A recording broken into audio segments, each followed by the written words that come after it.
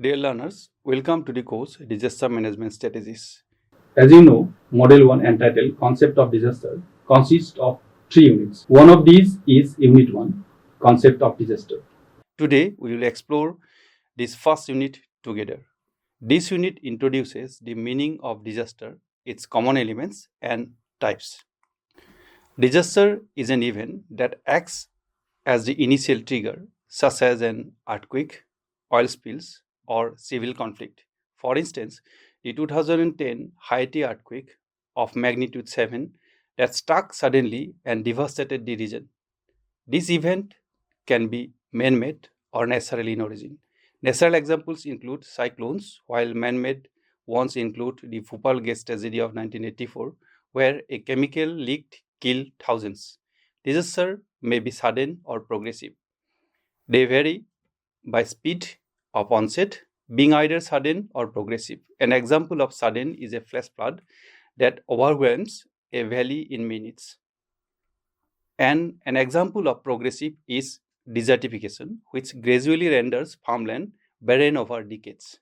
Regardless of origin or speed, a disaster results in widespread losses on a massive scale of impact, encompassing human deaths, infrastructural damage, and ecosystem collapse, as seen in events where entire communities are displaced or environments are irreparably harmed.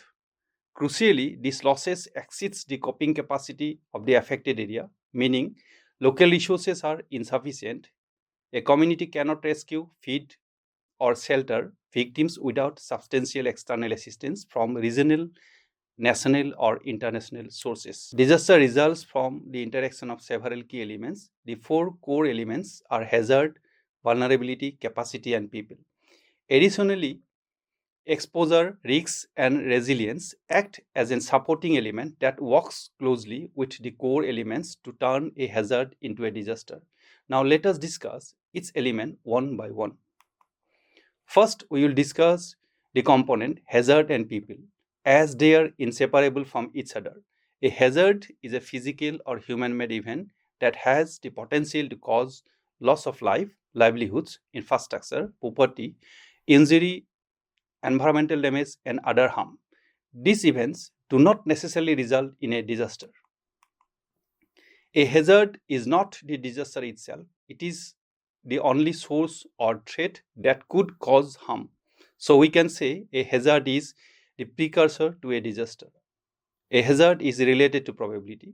Hazards are about probability or not certainty. When we say this area has a high earthquake hazard, it means there is a significant chance an earthquake may happen. It does not mean an earthquake is happening right now. As already mentioned, hazards have the potential to threaten life, health, property, environment, and the ecological balance. By acknowledging the hazard, the society can avoid the disaster or at least its effect can be marginalized. As for example, building earthquake resistant houses, developing early warning systems for tsunami and flood, not allowing settlements in flood prone areas or landslide zone, etc. Hazards are not considered as disaster if they are not a threat to humanity. For example, strike of hazards in unpopulated areas. The World Health Organization quote captures this perfectly. It is the people that matter the most, and without the people, there is no disaster. That means a hazard in an uninhabited desert is not a disaster. Although the hazard is real, there are no people or asset exposed, so there is no vulnerability, and therefore no disaster occurs. A hazard is like a loaded gun. It is dangerous and can kill, but it only becomes a disaster or tragedy if someone is standing in front of it when it fires. So, in simple language, we can say hazard is equal to the threatening events, and disaster is equal to the threatening events plus vulnerable people in its path. That means disasters are caused by human suffering like deaths, injuries, and displacement. Ecological damage is tragic but not a disaster unless it affects human livelihoods or health. Here, a question always emerges: The devastation caused by a disaster affects animal, plants, and the entire ecological balance. Then why only people? In rationality of this statement, we can say human life is the ultimate metric in policy, and restoring human system enables ecosystem recovery. The conversion of a hazard into a disaster is a comparative phenomenon. Let us take an example to understand why a disaster is comparative. Imagine two villages on opposite side of a river. Let, in terms of trigger, village A, that is the first village, experiences a sudden 300 mm rain in 6 hours, while village B, which is considered to be the second village, faces the same 300 mm rain in 6 hours. In terms of housing, village A has mud houses that collapse under water weight, whereas village B has concrete homes on stilts that withstand flooding.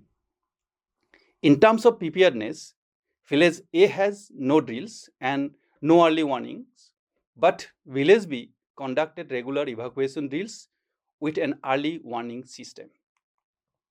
In terms of responsive capacities, village A has no boats or rescue plan, leading the village head to declare we cannot handle this alone, while village B has local boats and trained teams that achieve full rescue in 2 hours. In terms of outcomes, village A suffers many deaths and infrastructure destroyed, whereas village B records 0 deaths with minimal damage. Question is that here same hazard is occurred with same trigger but widely different results in village A and village B because of their preparations. So whether a hazard becomes a disaster depends not on the event itself but on the relative preparedness and resilience of the affected system. This is the heart of the disaster studies. It's not just what happens, it's what we are ready or not ready for hazard. So we can say disaster is equal to trigger plus inability to cope. Now coming to the next core concept, which is vulnerability. Vulnerability is the conditions determined by physical or material, social, economic, and environmental factors that increase the susceptibility of a community to the impact of hazard. It means potential of the community to be harmed. Now we'll discuss vulnerable aspects of society. Society becomes more vulnerable to disasters when certain weaknesses pile up, and these weaknesses is like a function of many problems working together. First, population explosion. Population explosion means too many people living in risky areas like floodplains. Next, poverty. Poverty stops people from building strong homes or buying insurance. Next, lack of skills and services. Lack of skill and services leaves communities without doctors, teachers, or early warnings. Next, a fragile ecosystem. A fragile ecosystem like cut down forest makes flood and landslide worse. Then gender inequalities. Gender inequalities mean women and girls may not learn to swim or escape quickly. Then a weak economy. A weak economy has less capital for rescue or rebuilding. Then unsustainable development. Unsustainable development of any kind invites danger. Then environmental degradation like populations, deforestation weakens nature's protections. And lack of public awareness means public do not prepare or evacuation. All these factors add up. The more of them a society has, the more vulnerable it becomes when a hazard strikes. The next component is exposure. The term which is more closely associated with vulnerability is exposure. Exposure means the situation of people, infrastructure, housing, production capacities, and other tangible human assets located in hazard-prone areas. If a hazard occurs in an area of no exposure, then there is no risk. For example, Tokyo is a high hazard and high exposure place, and Atacama Desert is also high seismic hazard with net zero exposures. Next key component is capacity. Capacity are those positive conditions or abilities that enable communities to anticipate, to cope with, resist, and recover from hazards impact. Capacity in disaster management refers to the strength and resources that help communities prepare for, respond to, and recover from hazard. And it is divided into 5 main aspects or types. For example, physical capacity, economic capacity, social capacity, institutional capacity, and attitudinal capacity. Physical capacity refers to the build structure and infrastructure such as earthquake resistance building, flood embankments, dams, and elevated roads that protect people, property, and livelihoods from the impact of hazard. Economic capacity refers to financial resources and systems that help communities prepare for, respond to, and recover from disasters. Economic capacity involves financial tools such as insurance, microfinance loans, and grain banks that helps people recover quickly without falling into poverty. Social capacity refers to the strength of community networks, relationships, and local groups such as early warning system or early warning teams, women self-help groups, youth volunteers, or neighborhood committees that enable people to warn each other, share resources, provide support, and work together before, during, and after a disaster. Institutional capacity refers to the organized systems, policies, trained personnel, and agencies at government or official levels, such as a functional National Disaster Management Authority, well-equipped fire and rescue services, police forces, or emergency response units that enable effective planning, coordinations, and rapid actions during all phases of a disaster. Attitudinal capacity refers to this shared mindset, culture, and habits for preparedness within a community or society, such as regular disaster drills, public awareness campaigns, or national events like Japan's September 1 Disaster Prevention Day that encourage people to take hazard seriously, follow safety rules, and stay ready to act calmly and correctly when disaster strikes. Next important concept is disaster resilience. One important concept related to capacity is disaster resilience. Disaster resilience refers to the ability of individuals, communities, and systems to resist shocks and stress caused by hazard and to recover quickly while bouncing back better. The 3 key skills of disaster resilience are adaptability, flexibility, and learning. Adaptability means the ability to sense your plans or ways when the situation suddenly gets tough. Hazards do not follow rules. Adaptability helps you switch gears fast and survive. Flexibility means being open to a new ideas and willing to adjust without breaking. Rigid plans fail in chaos. So flexibility means bending, not breaking. Learning means studying what went wrong or right after a disaster and using that knowledge to do better next time. Treat every disaster as a lesson. Remember, learning turns pain into future protection. Next core component is risk. Risk refer to the chance or livelihoods that a hazard will turn into a disaster, causing harm to people, property, or the environment. Disaster risk depends on 3 things. First, how strong or frequent the hazard is. Second, how many people or things are exposed. Third, how vulnerable they are. So we can say that disaster risk depends on 3 things: hazard, exposures, and vulnerability. It is important here to mention that capacity and risks are inversely related. For example, a big river near a poor village with weak house creates a high risk of a flooding.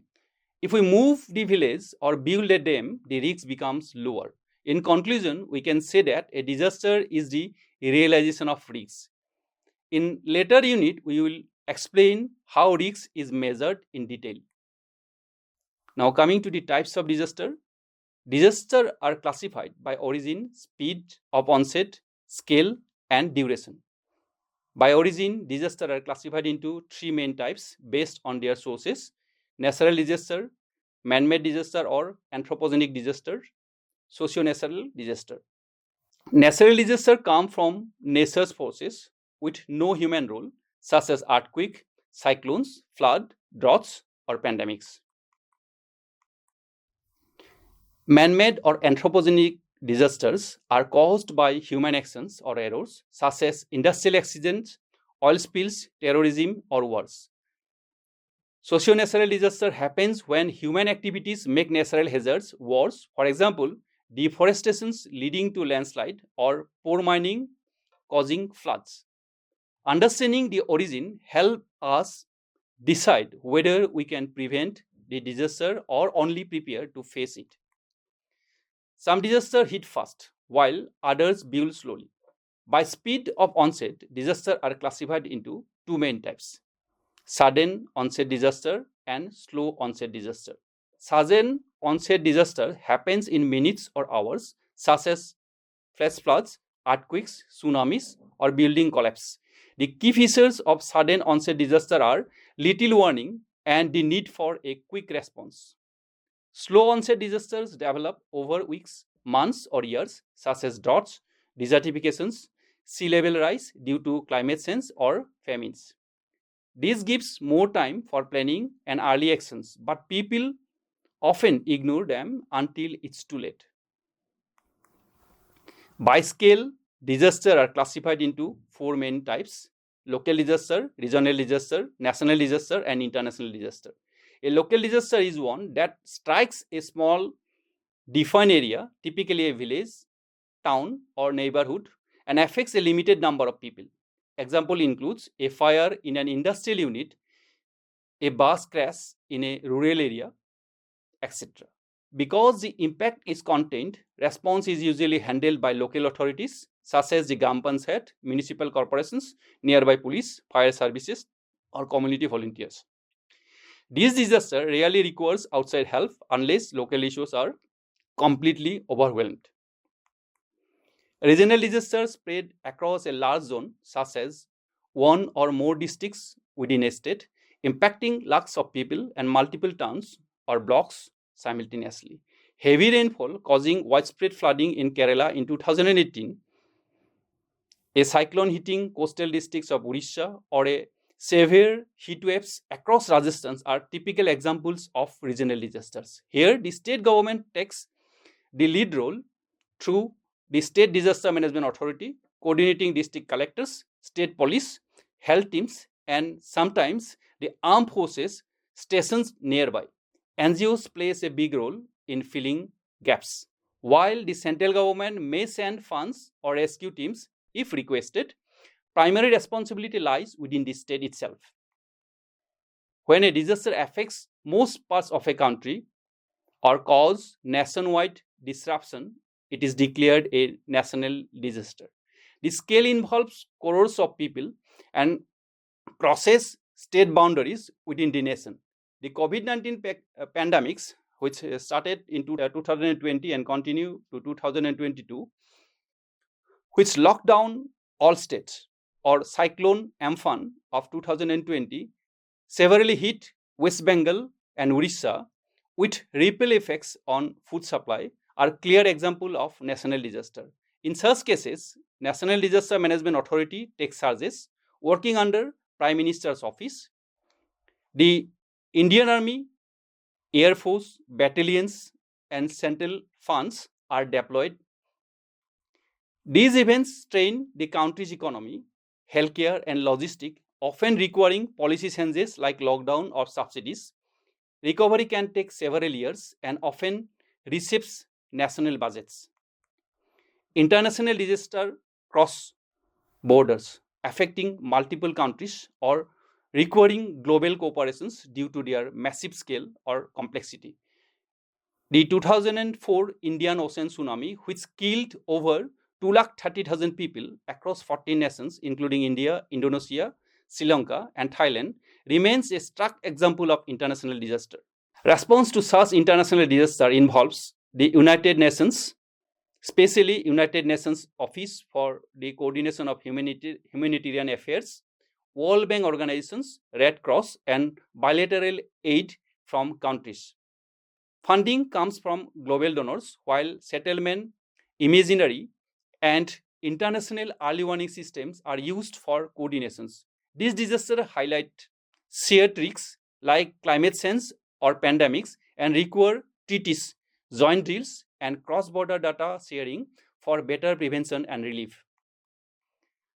How long a disaster lasts also matter for response. By duration, disasters are classified into two main types: short duration disaster and long duration disaster. Short duration disaster end quickly, like an earthquake, second 2 minutes, or a bomb blast, but the damage needs long recovery. Whereas long duration disasters are those that last for weeks, months, or even years, causing ongoing harm and requiring sustained support. Examples include drought leads to crop failure for entire season. War or conflict leads to displacement for years. And a pandemic like COVID-19 lasts in waves over 2+ years. A special type of disaster not mentioned in the main classification is hybrid disaster. Hybrid disaster, also called cascading or compound disaster, occur when two or more hazards happen at the same time or one after another, creating a chain reaction that makes the impact much worse than any single event. Key features of hybrid disasters are: first, hybrid disasters are marked by multiple triggers, which can involve a mix of natural and man-made hazard, or even several natural events occurring together or in sequence. Second, the real danger lies in amplified damage due to interaction. One event weakens defenses, making the next one far more destructive than it would be alone. And finally, they require a complex response, as rescue teams must tackle different problems at once, such as saving lives, stopping leaks, and preventing disease, while systems are already failing. A classic example of a hybrid disaster is the 2011 Fukushima disaster in Japan, where an earthquake struck, triggering a tsunami that flooded a nuclear plant, leading to a nuclear meltdown and radiation release. So here we come to the end of this unit. Hope you will understand each and every concept. In the next unit, we will discuss in details. Thank you.